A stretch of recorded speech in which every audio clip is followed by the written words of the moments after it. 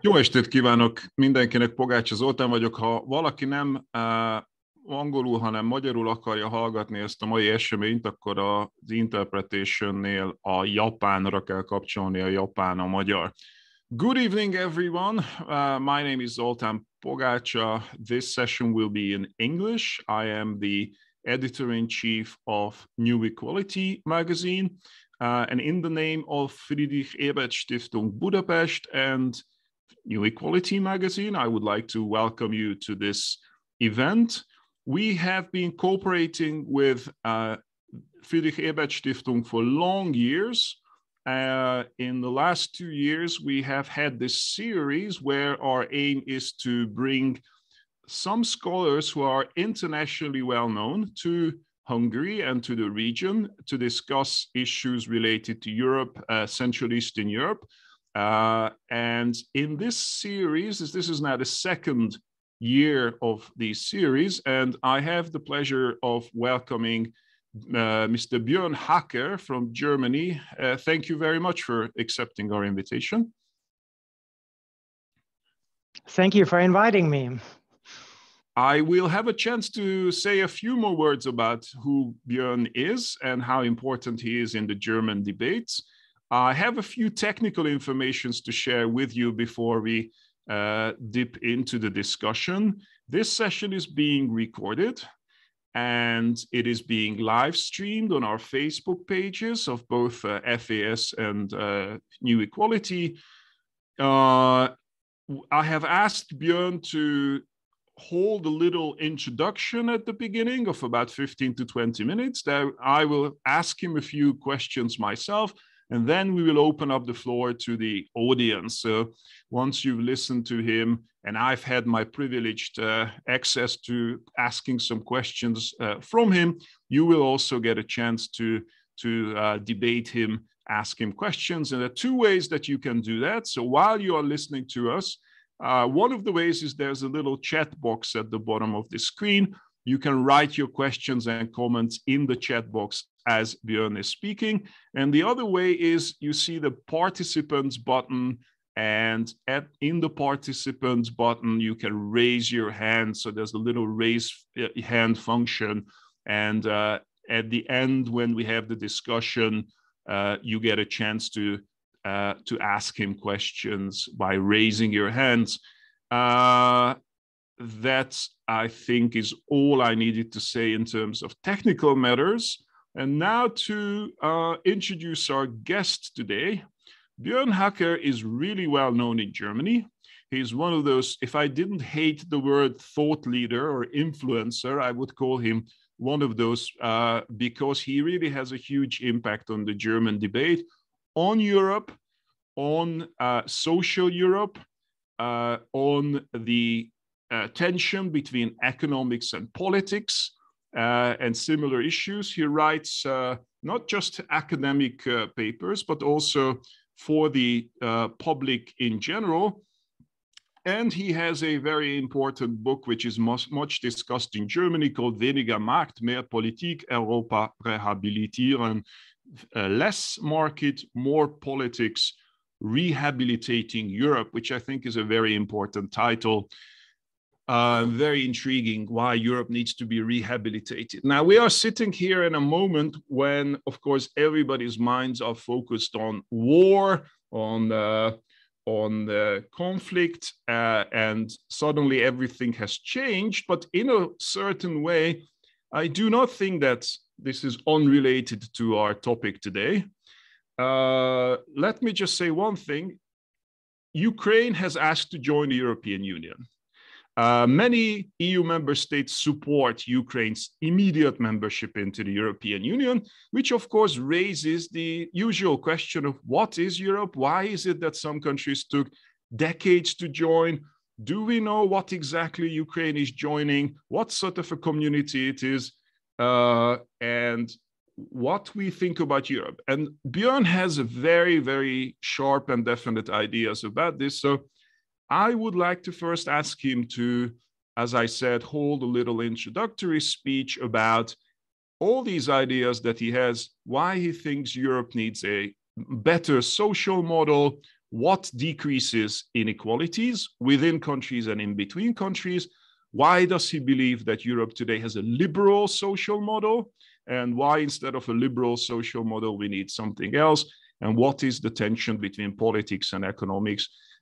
All key questions, I think, for wider Europe and for the Central Eastern European region as well. So with that brief introduction, I now hand over to Björn. Please, your introductory statements. You said you have some slides as well to show us. Thank you, Sultan. Now, if we talk about all these issues, we can talk for hours, I guess, but you will stop me then. Thank you for the invitation. It's great to discuss today. Also, I am not, we see each other only here in a digital room, but nevertheless, I think it's very important to talk about these issues. And of course, it's right. When we planned this session today, we didn't thought of the war in Ukraine. And I think, nevertheless, like Sultan just said, it's very important to not talk only about the security architecture and to talk about defense strategies and external relations. I think if we talk about inequalities in the European Union, if we talk about the economic order, if we talk about social questions and the future of the European Union, yeah, it's very important to keep in mind also in this hard time we are facing now that the unity of the European Union is a very important thing. This is something we have realized in the last 5-6 days, that it's the unity of Europe is an important precondition for doing steps towards what the European Commission is calling strategic sovereignty of the European Union. Before, this is a new term. I think I detected it in the last 2 years or so, this strategic sovereignty of the European Union. What shall that be? Now, in the last few days, I think we get an impression, what could that be? And I think the unity of the European Union and this strategic thinking of the European Union is deeply rooted not only in foreign or defense policies. This is rooted as well in the existence of fair economic conditions and the experience for the citizens of well-being across the continent. And these are the topics I'm working on now for a long, long time. And yeah, thank you, Sultan, for giving me the opportunity here to give a short introduction in some of the socioeconomic matters we are facing in the moment. So I start with this slide. I have only 5 to 6 slides, so not too much. This, you might have been seen, looks like art. It is not art, it's a GDP development, GDP growth from 2009 to 2020 in these years. And what you can see quite easily is here, well, the first financial crisis, of course, where we had then, I have to look if I find here the laser pointer, here it is, the laser pointer where we had in 2009, 2010, a quick recovery with stimulus spending, typical Keynesian politics. Then we didn't really felt well after this crisis, after the global financial and economic crisis in the European Union, where the GDP growth fell more than 4 percentage points. We had followed directly the Eurozone or Euro crisis. So many of the European member states, especially the European Monetary Union member states, they entered the next stage of the crisis of the Eurozone. In Germany, many people said this was a Greek crisis or a crisis of Southern Europe. But in the end, I believe this was a systemic crisis of the way the European Union organized its monetary union. And this crisis, it took quite longer to get out of this, with some reasons we have to define later on. And we had a slow recovery, yeah, and I put it here into brackets because of crisis management, which was based on austerity. And in the years 2010 to 2015, nothing much was happening. It was a long, long time, 5 years to really get out of the crisis to the pre-crisis level of growth. And then, yeah, we just have been okay with our growth developments. And then, okay, here I show again that we have this long time of stagnation.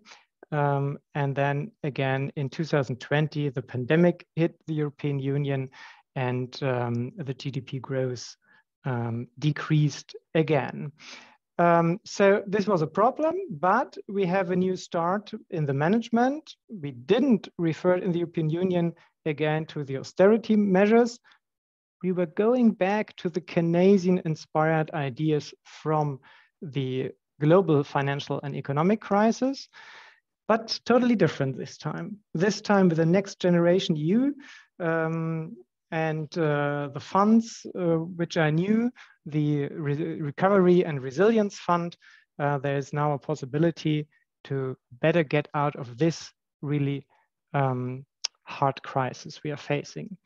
Now, if you look in the winter forecast of the European Commission, I just made a copy of this here on this slide. You see, of course, we left behind this second quarter of 2020, and slowly, very slowly, growth is coming back. As you know, now with the war in Ukraine, this will maybe last even longer, and we have new problems at the horizon, for example, the inflation rate and other things. So the growth rates in total are not really good, what we're seeing here. And we're getting very slowly out of the crisis.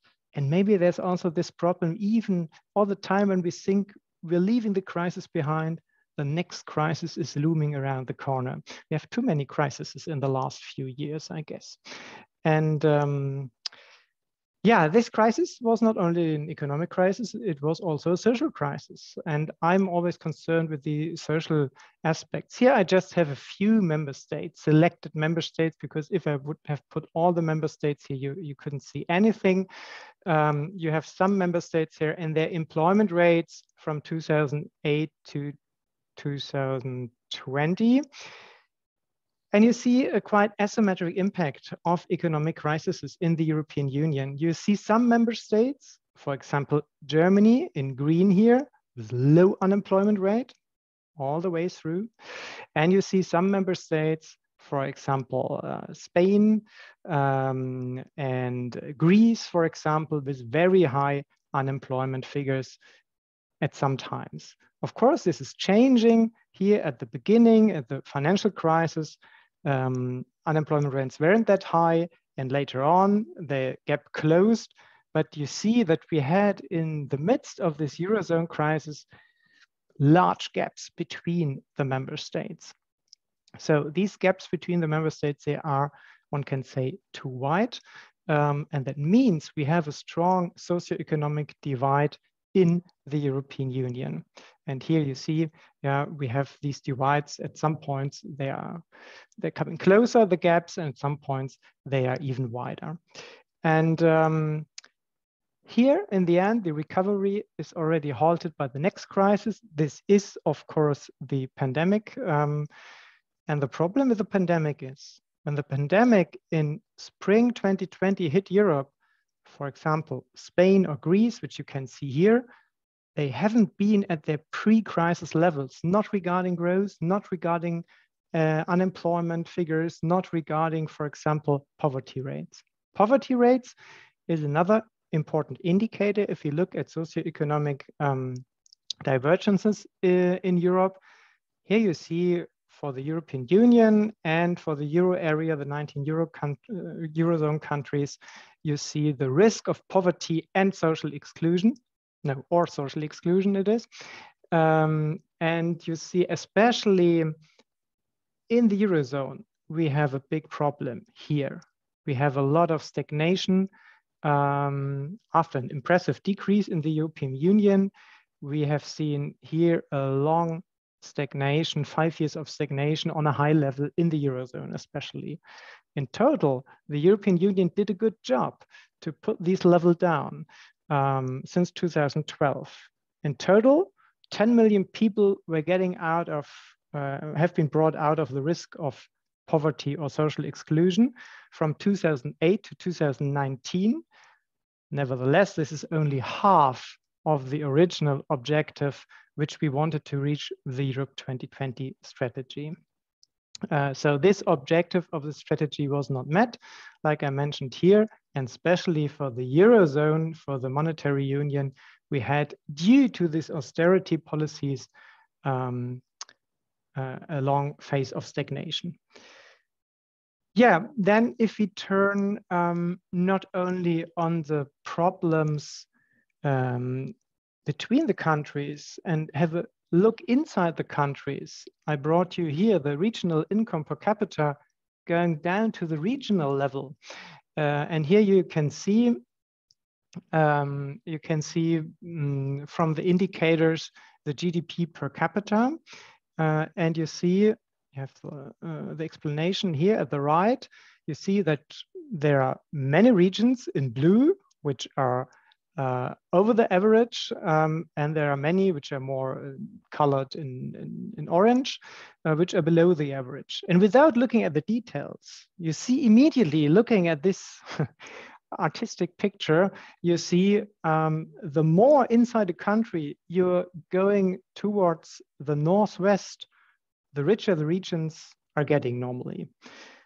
This is not true for every country, but for most of the countries. In Germany, for example, we have the eastern and northern Bundesländer, which are not that wealthy, like, for example, the southern Bundesländer.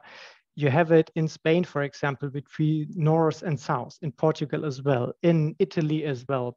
You have a division between east and west inside many Middle and Eastern European countries. And there's another special thing. You see all these blue points here. These are the metropolitan areas normally. And the metropolitan areas, they belong to those who are the richest inside Europe. And this creates also problems because people tend to move there. They like to move there. They want to go there because of better job opportunities, because of better living conditions. And this creates problems for the surrounding areas, for the countryside, because people are leaving, and we can detect sorts of vicious circles in the countryside because people are leaving. You have too large infrastructure. Nobody is caring about this infrastructure. Then if there are not well-educated people because they have already left to the metropolitan areas, then of course the companies, they do not like to invest in these areas. And so you have this sort of vicious circle, and the regions are getting even more down. And this is not of great help that we have many metropolitan areas which are, well, which can play on a world level really regarding the living conditions and GDP income. But besides, we have many parts of the countries which do not behave that good. And this creates, of course, problems. Like I said, here we have a multiple division. We have cross-country division in Europe, and we have an inner country division in Europe. And this makes a problem even more dangerous, because if we would have only a division, a socioeconomic division between east and west and north and south, we could do some transfers, but the division is inside many countries. And so this is another dimension, and the problem is getting even more complicated. Well, the richest are, of course, the middle-sized cities and the commuter belts of the capitals, like I said. And of course, the decline of industries. We had many areas, many regions which had in former times, some years ago, many years ago, partly big industries, but because of transformation towards service society, service economy, transformation. Now the next transformation progress is ongoing, the digitalization and the greening of the economy. And one can fear that here as well, many regions might lose if we do not have common possibilities. One possibility is, of course, this Next Generation EU package, which is meant to support digital and sustainable, green and sustainable developments and transformation processes in the economy. And I think there's one thing which shouldn't be forgotten. It's also about social matters, because when people are leaving their regions, who is left behind? How do people live there? Are they content? Do they like to live there? And the other thing is, if ever more people are moving to the metropolitan areas here as well, there might be the phenomenon of social exclusion, because to live there, the living costs are getting higher and higher. And this is not something for everyone, because you might earn not enough in your job, especially in the service sector, to finance your living there, or finance a good living there. And therefore, the European Union should keep an eye on the social issues. The European Union had in its history for a long, long time an asymmetric view on the European integration process, which was mostly economic. And I often like to show this. This old man here is Jacques Delors, former Commission president. And he said in 1992, you cannot fall in love with the common market. And I think this quote is so right, because the common market is nothing about European identity. A common market is nothing about good living conditions. A common market is a common market. And it's of great help, of course, to have him, but Europe must be more than only a common market. At the time, 1992, Delors was right, and one of the first politicians in the European Union saying this, but at the time it was not possible to enable a true European Union. Why? Well, because everybody at the time thought, oh, it's enough to have the single market, and now we're entering the next stage with the monetary union, and the market will do in the end.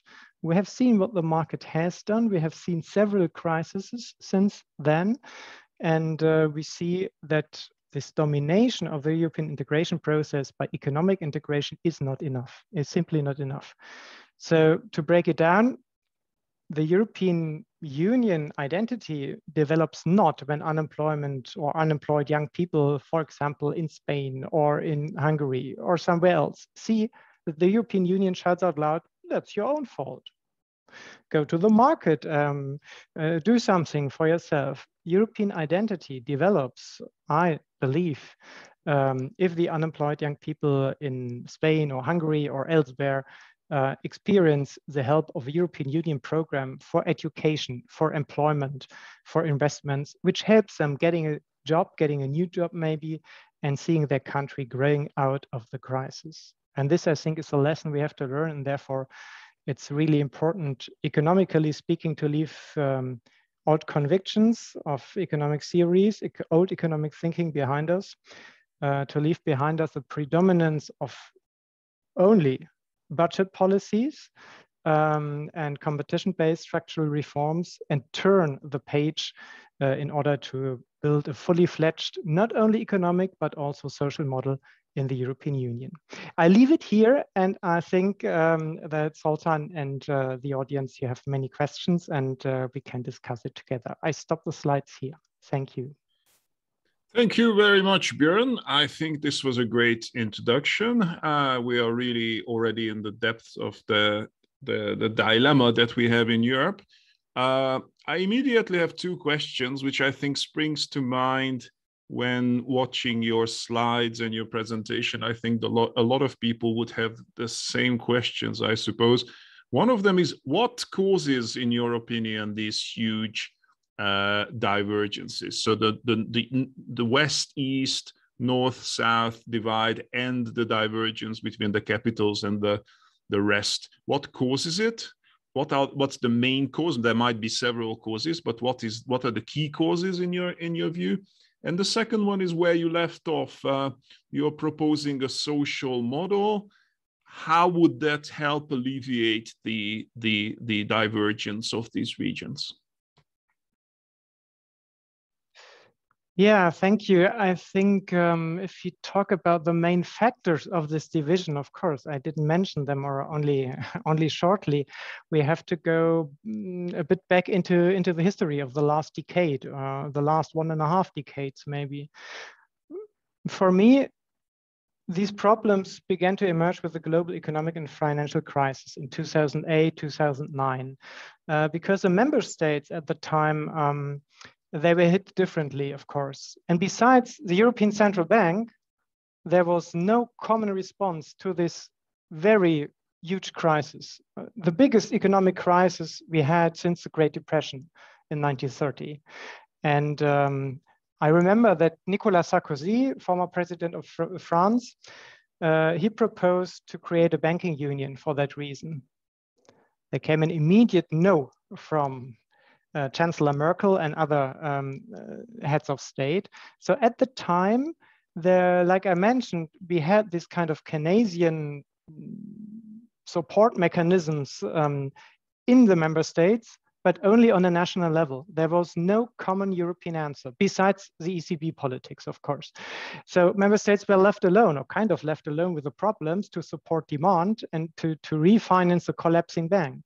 And the end of the story was that the member states then went into deficit with their budgets, and the European Union wanted very quickly to leave all this sort of Keynesian policy behind and said, okay, now we have the Stability and Growth Pact, another big discussion issue, I think.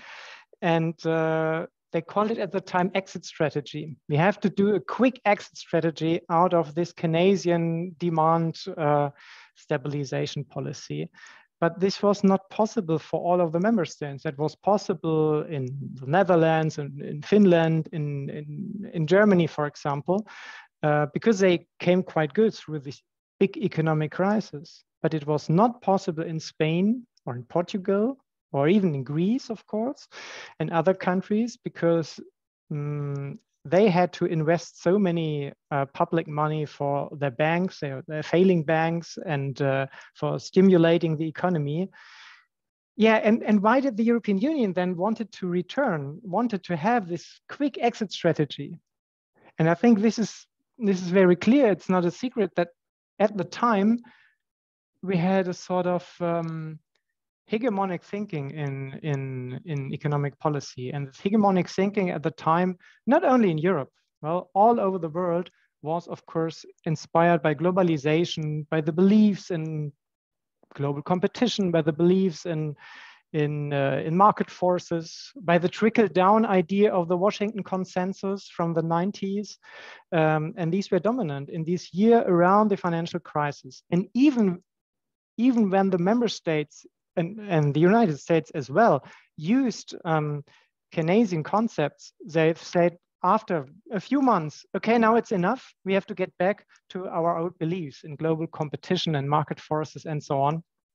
And that is so interesting because, I mean, they returned to those things which you can hold responsible for the exaggerations in the crisis.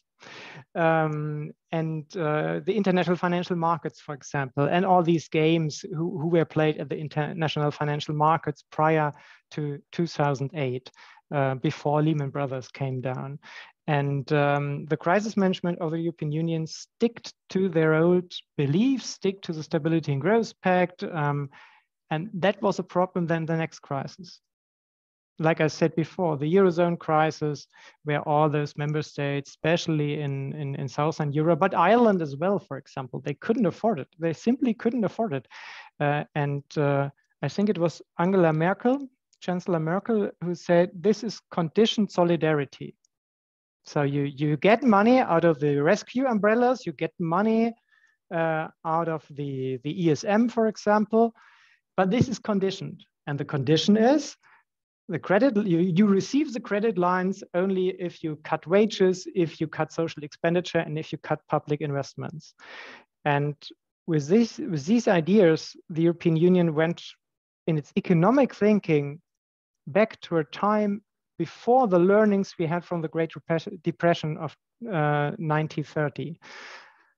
I think this is one of the most important things, why we see today many of these widening of these gaps in the last 15 years. And from a later point of view, one can say that the European Commission, the IMF, and the European Central Bank, those three institutions, the so-called troika or institutions, they had to admit they had to admit that it was economically stupid to do the austerity in the midst of an economic downturn. Because of course, investments and consumption were cut and the crisis was, with no need, extended. And the second part of the question was, you're proposing a social Europe. How would that work, and how would it help alleviate the sort of discrepancies that you're describing? Yeah, you were mentioning the social model. This is also a famous terminus. What is a European social model? Because we all know our social models, but these are, of course, national social models. Now, what is a European social model?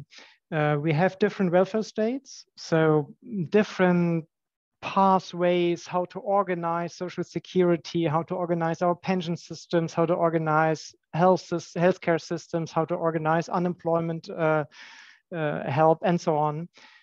Nevertheless,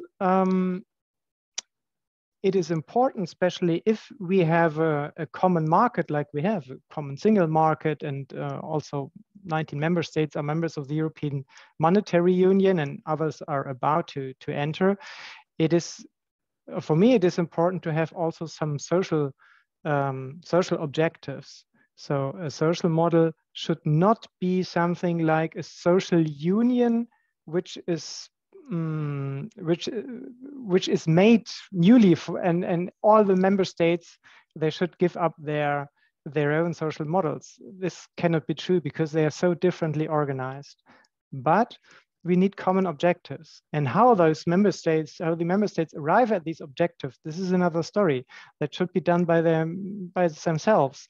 But we need these common objectives to not have sorts of races to the bottom, for example, sorts of that some member states say, okay, we have low taxes for companies, we have very low wages, like Germany did for a long time, to sell their products on the world market cheaper, to have low social spending, the ancillary costs, for example, to be attractive for people, for investments, and so on. Then we cannot conclude and cannot come to a sort of a common European social model. And I think, like I said before with my presentation, I think it's important also, if you talk about identity, feeling that you belong to the European Union is not only a matter of being part of the monetary union, paying in euro, is not being part only in the single market. It's also having some sorts of social rights which are common in the European Union. Now, as I listen to you, I'm thinking, what decides the sort of economic philosophy of the European Union? Because I agree with you in your assessment that during the 2009 financial crisis, we had Keynesianism at the national level.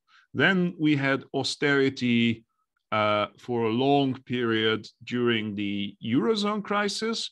Then we went to Keynesianism at the EU level. So the COVID crisis was dealt with, I think, by and large, and with a very Keynesian philosophy, not only at the national level, but more importantly at the EU level. So the whole philosophy of the recovery fund and the fact that we let go of the idea of debt ceilings and budget deficit rules and things like that, that member states were allowed to, they were told actually to spend their way out of the crisis rather than adhere to these strict deficit criteria. That reflected a shift towards a Keynesian thinking at the European level. And now that we have inflation and people are very worried about inflation, I have the fear that we are moving back towards a sort of fiscal conservative position. So I'm wondering, as I'm listening to you describe this, which I agree with 100% that this is the story of the last decade or so, but I'm wondering what decides where the philosophy of the European Union, what forces, who are the players, Why is it that within a decade we have had so many periods of thinking so differently about the economy? Well, maybe first a word on the inflation thing.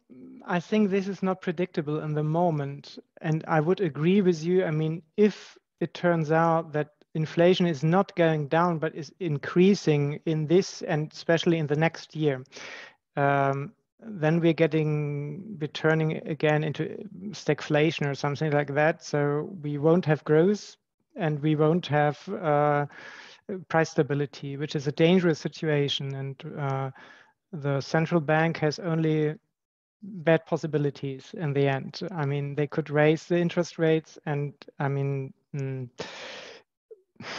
that will kill the economy, which is down in the moment. And we don't know what is happening now with Ukraine, with the war and so on.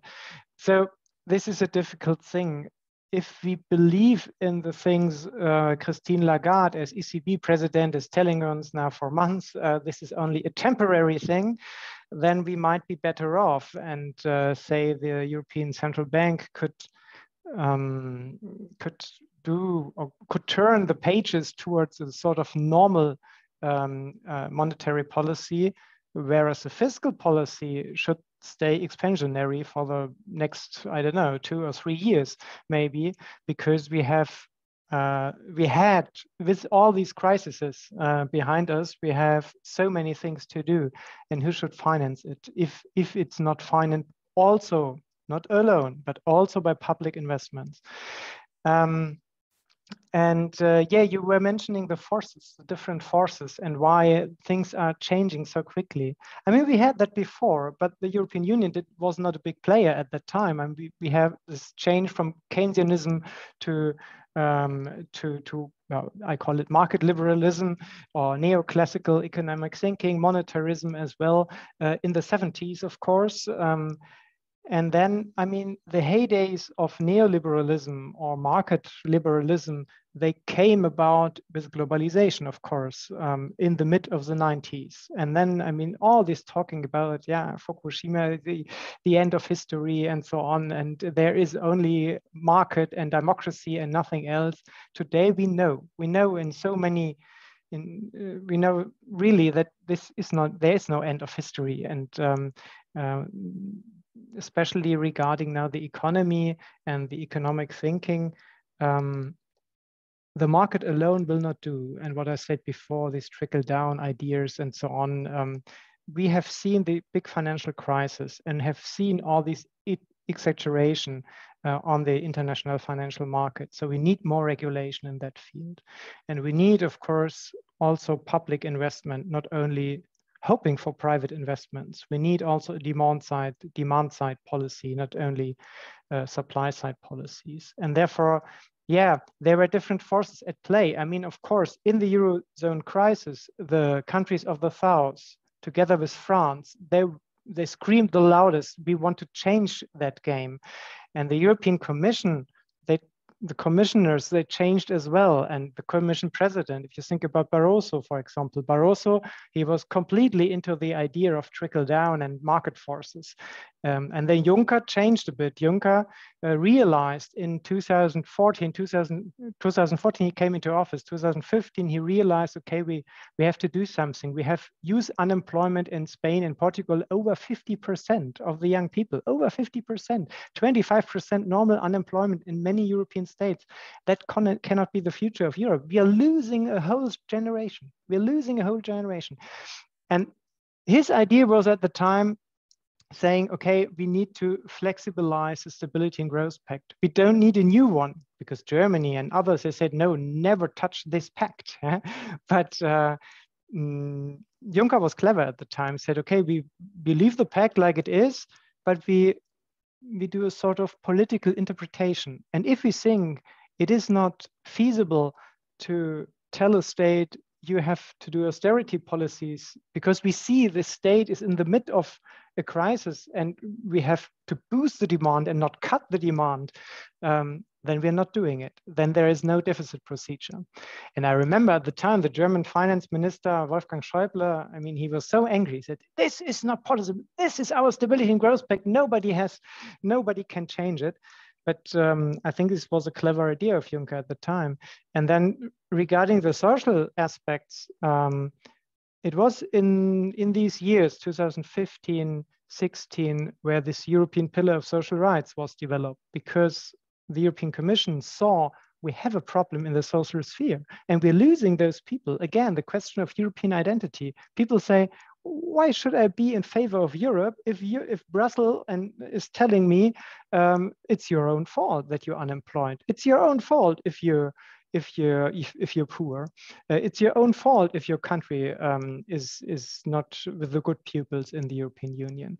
And therefore, yeah, things are changing. And like I said, the IMF as a commission, as a European Central Bank, they understood we cannot do again this sort of policy like we have done in the years from 2010 onwards.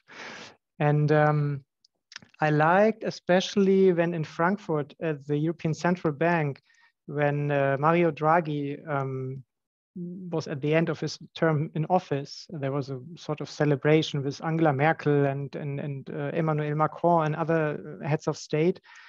And in his last speech there in Frankfurt, he really said, we have done a lot. And Draghi, of course, well, he's in the history books with his famous sentence, we will do whatever it takes to save the euro in 2012. And he said in this last speech, okay, we have done a lot, but our measures of monetary policy would have been better if we had someone in the fiscal policy helping us. And he said there was nothing in fiscal policy. Or there was some help, but only on a national level. And he said we need some help on a common European level. You cannot do, he said, we cannot do a monetary union if member states are sticking in fiscal affairs, only staying in their capitals and say, this is our national sovereignty. We cannot coordinate too much. And I think this lesson was learned now with the COVID crisis, because now we have the next generation EU, we have the joint forces, we have financial transfers, and not only credit lines, we have grants. And the member states who suffered the most, they receive the most. The overarching future ideas not ideas, the overarching future challenges on digitalization and greening the economy, they are now objectives which are connected to this next generation package and the resilience and recovery and resilience fund. And I think this lesson was learned. But yeah, it was a long way. It was especially a long way for Germany. I can't talk about this because Germany was for a long time the elephant in the room. The German government saying, no, we are not changing anything in our policy, with a little help of the Netherlands government, the Austrian government, and some others, yeah? The Frugal Four in the north. Yeah? But nevertheless, it was the German government who a long time did not react. For example, when was it? I think in 2017, when Macron held his famous European speech at Sorbonne. And he was addressing the Germans and said, yeah, because Germany and France, we're doing so much together. So I have some ideas for boosting Europe, the European Union. And there was no answer from Berlin for 3 years. For 3 years, no answer at all on this speech. And Macron, he came here to the Bundestag in Berlin and he said, I love you. The Germans, oh my God, yeah, what is he talking about? Yeah, and there was no answer. And well, now we have a new government and I think they see things differently. And also in the last phase of Angela Merkel's last government, there was a change in economic thinking, because they realized we cannot do this the next time, this austerity policy. That's right. Yeah, there's already a question in the chat box from a member of the audience, and I would like to encourage everyone in the audience, if you have a question, one thing you can do is to type into the chat box, and the other thing you can do is you raise your hand, you go to the participants box, and if you raise your hand there, I can give you the opportunity to ask directly with your voice.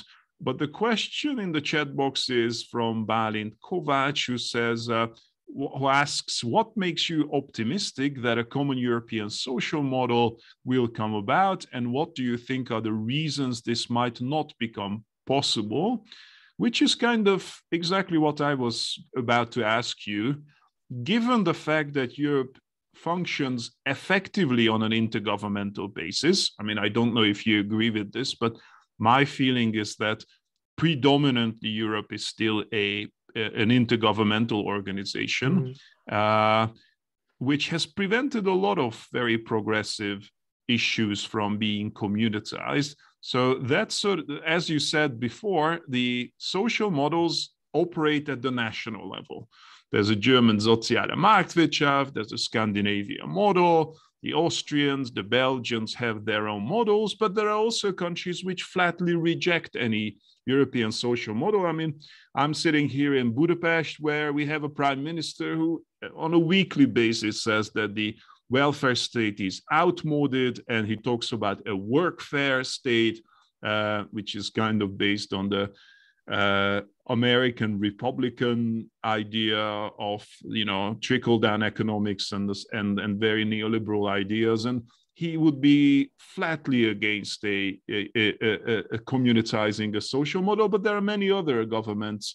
And as you just mentioned, your own governments in Germany are shifting back and forth. Sometimes Angela Merkel was rather neoliberal, Wolfgang Schäuble definitely. Now you have a more pro-social government. So governments come and go in Europe, but there will always be, within a community of 27, there will always be governments who will block that sort of shift towards a social model, won't there?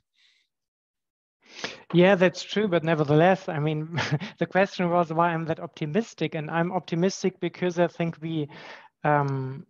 if we take it serious with the common economic union, we have to be serious with a sort of social, let's say, coordination as well.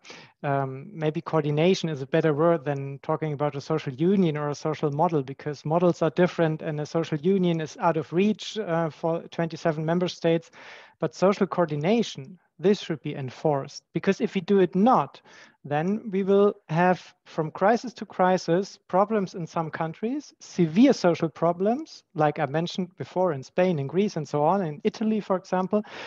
And we have to discuss from crisis to crisis every time newly, okay, what are we doing now?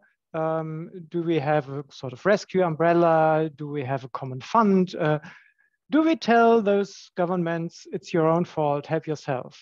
Or do we tell people, well, if there are no jobs in your country, then move to another country? I mean, this is the original classical, neoclassical idea. Yeah? People move to another country. This is happening in the United States of America, but there it's pretty much easier because people have speak the same language. So you can easily jump from one state to the other.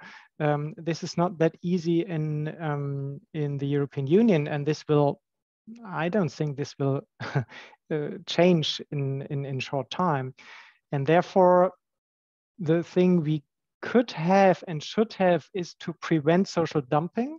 I said that before, to prevent social dumping, and therefore to have a sort of orientation marks, benchmarks for social security. That does not mean that we have common institutions.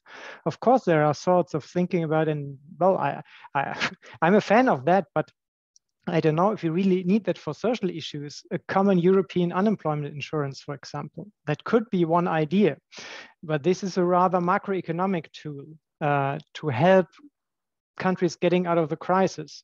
The idea is simple. You have a country in the European Union which has high unemployment rates, and you have another country which has low unemployment rates. So a part of the money which was transferred by all the people who are employed to the unemployment insurance is in a European fund, or is going to a European fund. And from that fund, the country in crisis gets some money to do some employment measures and so on. And then on a long time scale, it's the other way around, because every country will sooner or later have an economic downturn with higher unemployment. In the moment, this is unthinkable, but in the future, this could be true. But regarding pensions, regarding healthcare systems, they are so differently organized. We cannot put them into one box and say, no, this is a European model. So they should stay separately.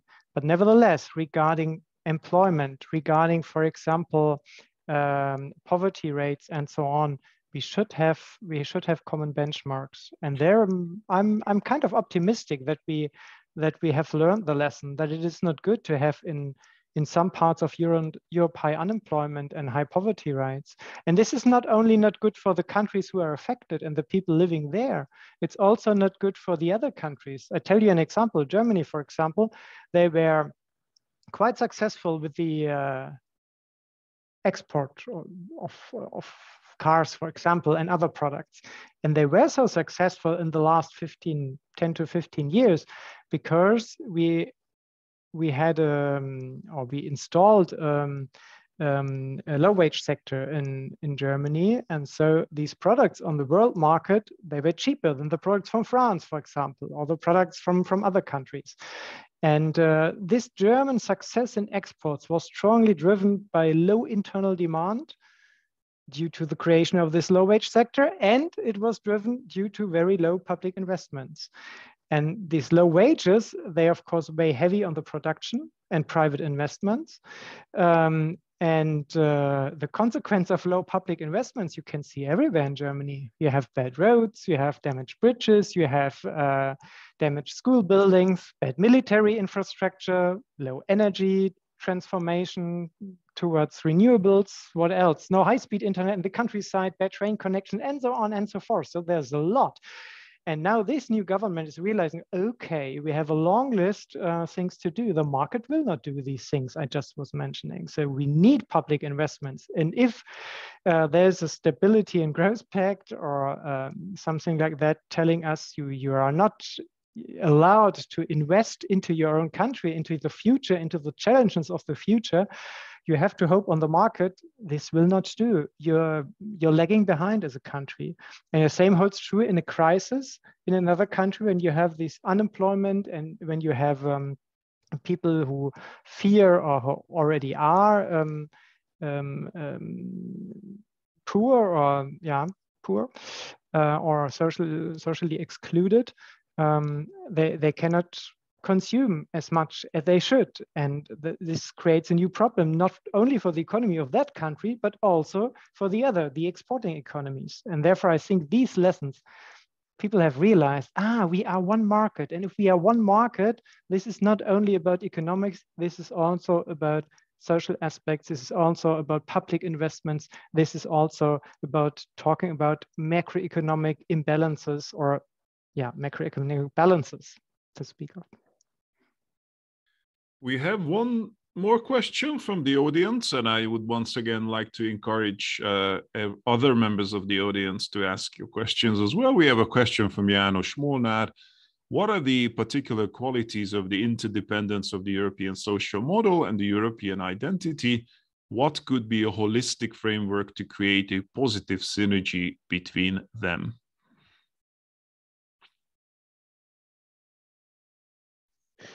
Huge question. Holistic framework. My idea is that I mentioned this example before, that if the European Union tells you when you're unemployed, young people who are unemployed, and the European Union is telling you, no, it's your own fault. You have to do some training. You have to move to a different city. You have to move to a different country and help yourself. Then you will never say the European Union is something I really like or is really supporting me. And this will be different if the European Union helps your country, helps your region, helps the employers in your region to do special programs for infrastructure, for jobs, for employment, and also for education. and where you could participate.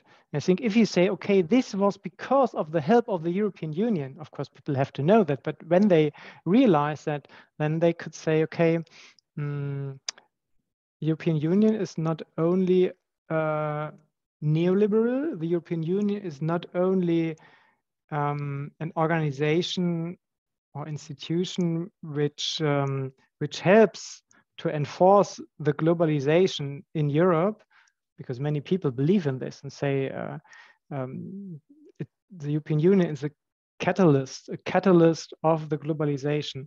But if the European Union says no, we are also, I don't know how to say, but we have our own European values, and these are not only economic values which are already there on a global scale. We have our own European social values, and we defend these social values against neoliberal wind which is blowing all over the globe. This could lead, in my opinion, to a certain identity feeling, saying, okay, this now I understand, I'm a European, and Europe is good for that we are not exposed to this global competition game, which is a downward spiral, ever lower taxes, ever lower wages, ever lower investments, and so on. Because we cannot stop this game. The European Union could try to influence this game, and the European Union is trying to influence this game. For example, with this famous idea, which is never coming, of the global transaction tax. But what the European Union can do is setting standards in Europe for greening the economy, for data aspects, for example, for social affairs, and so on and so on.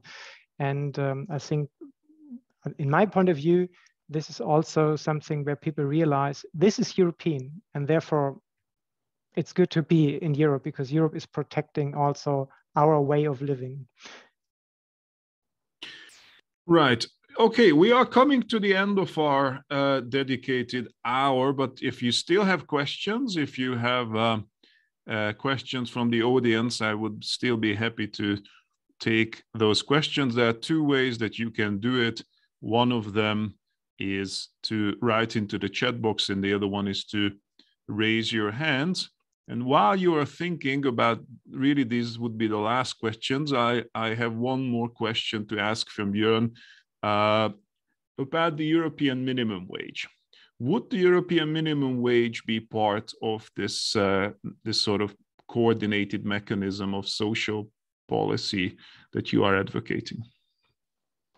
Yeah, definitely. The European minimum wage, I mean, this is all often a misunderstanding. The European minimum wage is not one minimum wage for all the countries, but it's a framework initiative where the idea is that we, well, it's not even a figure. It's not even a concrete figure where we say there were ideas from the European Trade Union Organization, for example, saying 60% of the median wage should be the European minimum wage of the national medium wages.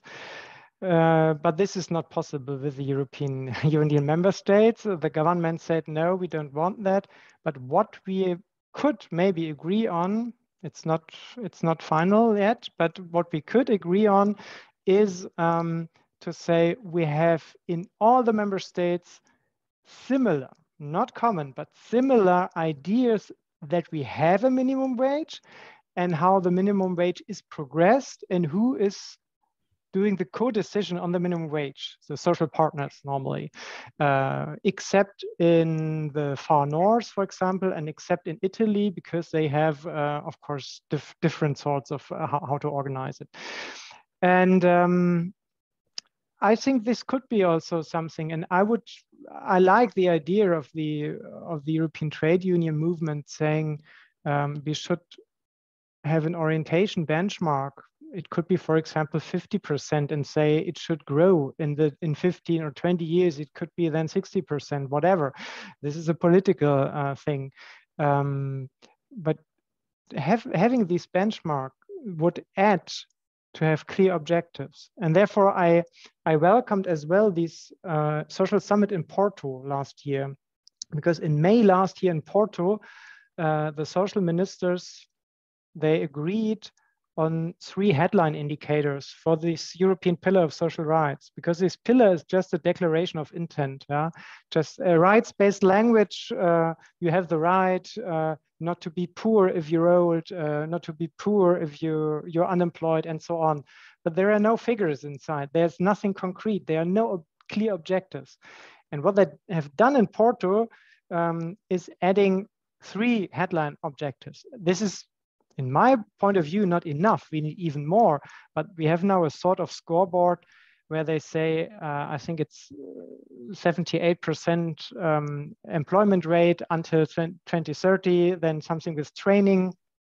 I think 60% of the adults should do some training courses. And they want to, again, bring 50 million people out of poverty. And this is the beginning, but we need more of that.